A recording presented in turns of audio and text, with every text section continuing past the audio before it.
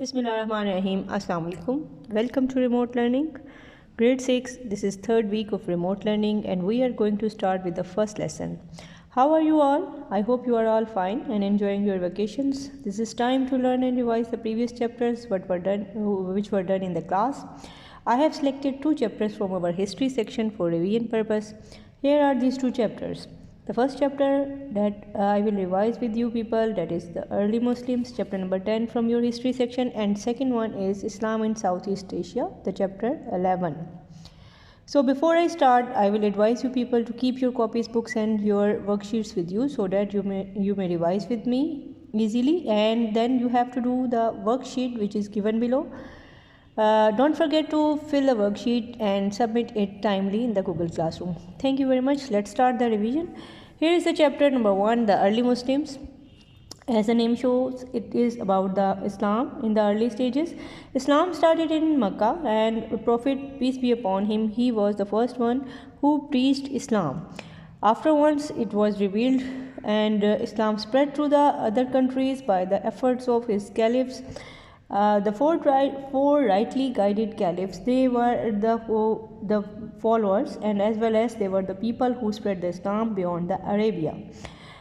After the caliphates, the Islam spread to the other countries by the help of other dynasties. The most important of them are the Umayyad dynasty. They came into power in 661 under the Muawiyah ibn Abu Sufyan, who was the governor of Syria. They approached towards the North Africa, Europe, Asia, Bukhara and Samarkand under their dynasty. Furthermore, the Muhammad bin Qasim, he entered the subcontinent, and after conquering it, and then he established Islam and started Islam. He was the first person who entered in the subcontinent, and from here it was the start of Islam in subcontinent. On the other hand, the Umayyad dynasty, they were also famous for their armies. The armies conquered the North Africa, and then they crossed the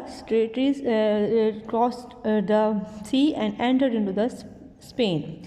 The most famous of the Muslims who entered in Spain, one of the important and most well known is the General Tariq, who was also known as Gibraltar, as he was the one who left his mark. Because Tariq bin Ziyad was famous general, and once he was fighting and entering in Spain, once he entered in Spain for fighting purposes, he just threw his all ships so that he can't go back. So this was very important event in the history of Islam that marked forever.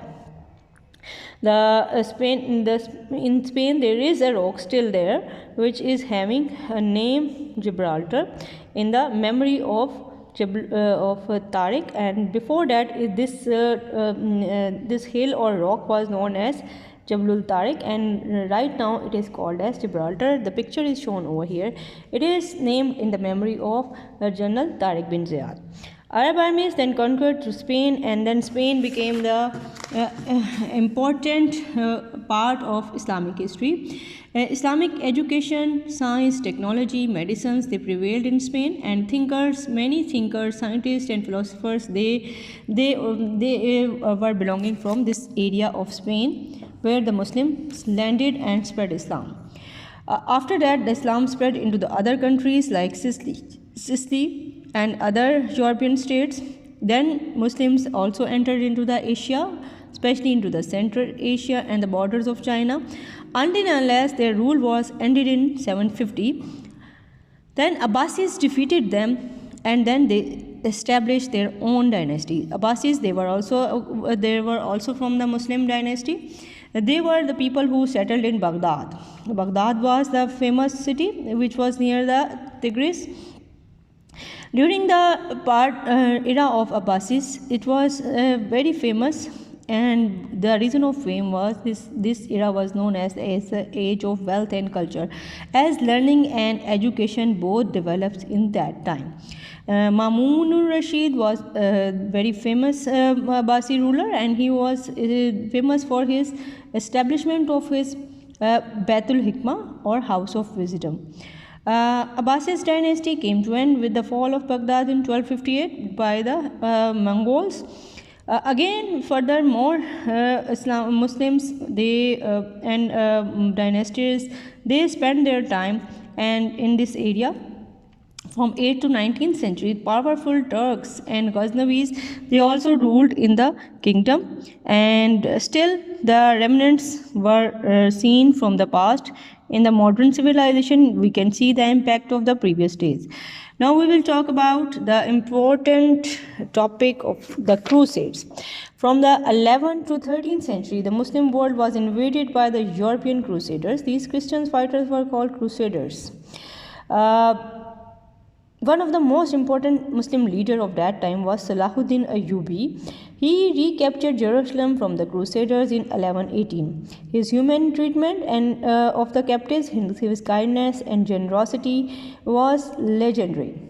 Effect of Crusades in the Muslim rule, they were very strong. They learned many things. They learned eagerly from the other civilization to develop their knowledge. The European learned from the Arabs. The European also learned many important things, for example, cartography, the science of map making. They also made weaponry. There were luxuries too, like carpets, glass mirror, musical instruments, and the games of chess and playing cards. There were food, spices, and perfumes and textiles which were very attractive for them, very attracting for them. All these encouraged trade between the East and West. Other important dynasties which were there during those centuries, they were Fatimids, Seljuk, Ayyubis, and then Mamluk, Ottoman, and Mongols. So basically, these all dynasties were the Muslim dynasties, and they entered in different areas of the world. They ruled in the different areas, and they left their impact in their civilizations. Now we will revise the question and answers of this chapter. Our first question for today is about the dynasty which is very important in the Muslim history, and that dynasty is the Umayyads dynasty. The first question is, what was significant about the Umayyads period? Umayyads period was known as mainly for the conquest of the Arab armies, its navy, and also due to the expansion of the Muslim empire. Under the Umayyads dynasty, Arab empire extended in all directions. Our second question for today in revision is, why is the Abbasid rule known as the age of wealth and culture? This rule is known as the age of wealth and culture, as the knowledge, research, scientific methods, cultural growth, and economic power was developed during this time. This was the time of great culture and learning, especially in the mathematics, science, and medicines. In this way, they were making progress.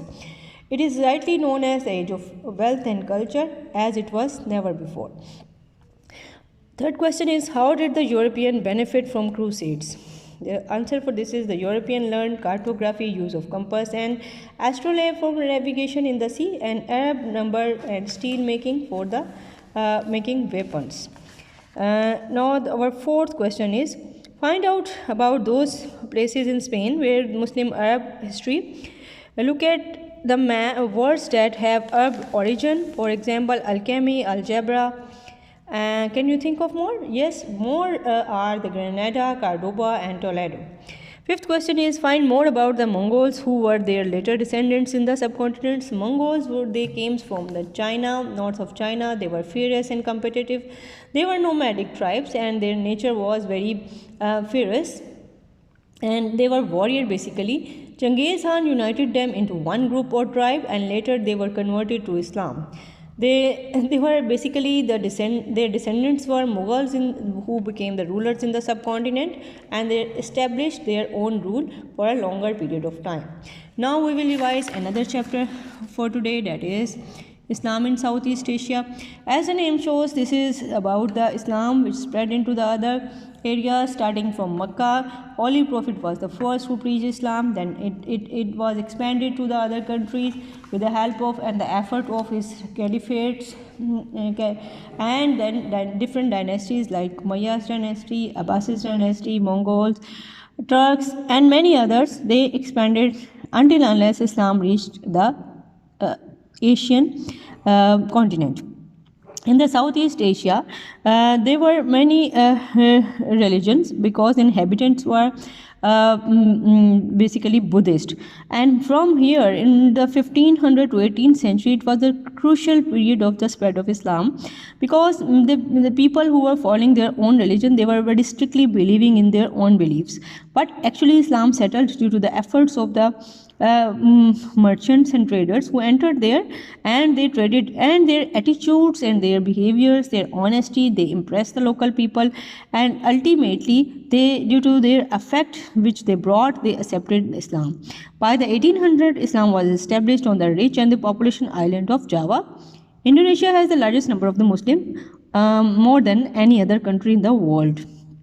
Islam is spread here, and now it is also known as the golden age of Islam in the Indonesia, because Islam, they are having the highest community of Muslims in their country.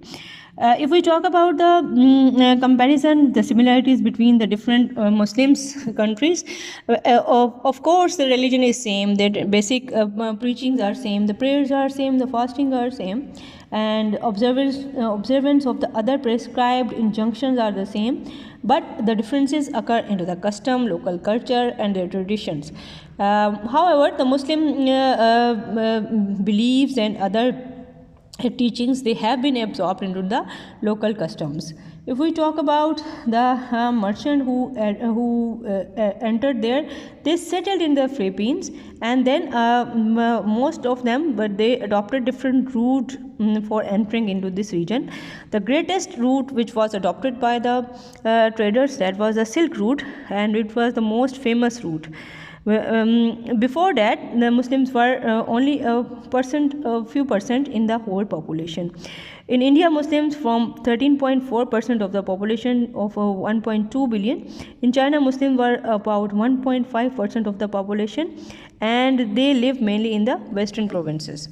So with the passage of time, not only Islam was spread, it was taken to the other countries by the different nations. For example, Islam was taken to China by the Persians and then Mongols. Today, there are about 14 millions of Muslims in China, living mainly in the western provinces. So here you can see the pictures of different mosques. This is Tranquil Mosque, Malacca, Malaysia, built about 600 years ago. And there is another mosque in Indonesia. This is modern year. This is showing the picture of the modern mosque in Indonesia. So if we talk about the other races who were just able to spread the Islam, they were basically those who were belonging from Bukhara and Samarkand and Uzbek in origin.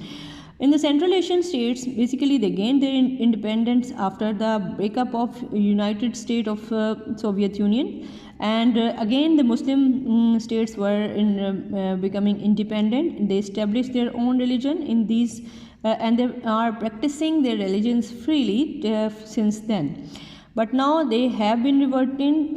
It is also seen that they have reverted to the faiths of their forefathers.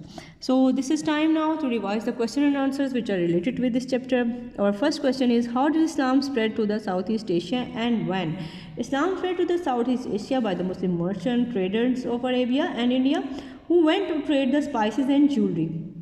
They later settled down along the coast of Malaysia and Indonesia, from where they expanded to the other sides. Now next question is, find out the more about the Muslim in Indonesia, Malaysia and China in present time. What are the common practices and features among them? Basically the basic tenets of Islam are the same. The practices of prayers are same. The observance of other prescribed rules are same. The differences lie in the culture, traditions, their physical features, their dressing, their lifestyle, their food, and some other local things. The third question is, look at the fact about the Central Asian states that are now the part of Muslim world. How have their life changed over the years? They have becoming more stronger. The Central Asian states, they gain independence after the breakdown of the rules of the USSR in 1990. Before the independence, the people were those who were having their own faiths and they were unable even to practice their religion freely. But after the breakup of USSR into their states, they are able to practice and revert back to their faiths of their forefathers. Now it is time to revise the worksheets which are from these two chapters. The first chapter that we have done today is the early Muslims. Here are few fill in the blanks from that chapter. So let's revise them one by one. The Umayyads dynasty came to power in 661. Tariq bin Ziyad was the Berber general. The Fatimids founded the city of Cairo. The Islamic history, the Abbasis period is known as the age of wealth and culture. Abbasis rule ended by the fall of Baghdad. It is believed that Damascus has existed at its present site for last 9,000 years. How long? The most important contribution by the Arabs was in the field of mathematics. The word Mameluke means slave in Arabia. The Ottoman were the Turkish in origin. The Fatimids were based in Egypt. So let's see some more things which are related to this chapter. Here are some statements which you have to identify whether they are true or false. If they are false, just correct them. Otherwise, if they are true, just write down true in front of them. The first statement is, from 11th to 13th century, the Christians world were invaded by European crusaders. No. Christian world was invaded by European crusaders. No, this is false. Muslim world was invaded by European crusaders. Genghis Khan and Hulagu Khan were famous leaders of Abbasis. No, they were from Mongols dynasty.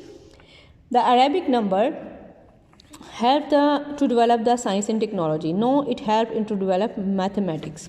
In 8th century, Abbasis founded the city of London in Tigris in Iraq. No, they founded the city of Baghdad. Damascus is believed to be the oldest living city in the world. Yes, this is true. Mongols converted to Islam in the 13th, 14th centuries, first under the Krooks and then Genghis Khan. No, they were under the Ghaznavis and Timur dynasty. So another picture is here for you for the labeling purposes. Label these given diagrams. The first one is astrolabe. Then there is a better map. Then Arabic numerals. Then fine steel and weapons. Then silk and cotton. Then carpet making, then again the glass mirrors, chess and new foods and spices. Now if we talk more about another chapter, that is Islam in Southeast Asia, we are going to revise few fill in the blanks from here this chapter.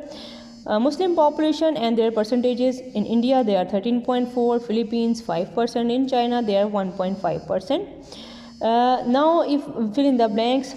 Islam was taken to Southeast Asia by Muslim merchants and traders from India. The period between 1500 and 1800 was crucial in the spread of Islam in Southeast Asia. Islam was established on the rich island of Java by year of 1800. Indonesia has the largest number of Muslims as compared to the other countries in the world. The Ash Kingdom was known as the Golden Age in the 17th century. Then the Central Asia, Uzbekistan was the focal place for the spread of Islam. And then Islam was taken to China by the Persians and Mongols. Today there are about 14 million Muslims living there in the western provinces. The Central Asian states gained independence by the breakdown of Soviet Union. USSR as Russia was known in 1990. Identify the statement whether they are true or false. Malaysia has the largest number of Muslims than any other country in the world. No, this is Indonesia. So this was about the true and false. Boys and girls, revise your chapters, revise your filling the blanks, worksheets and whatever is included in the worksheet. Revise your question and answers. Then do the worksheet which is given below and then submit it in the Google Classroom on the same day. Thank you very much. See you soon. Allah Hafiz.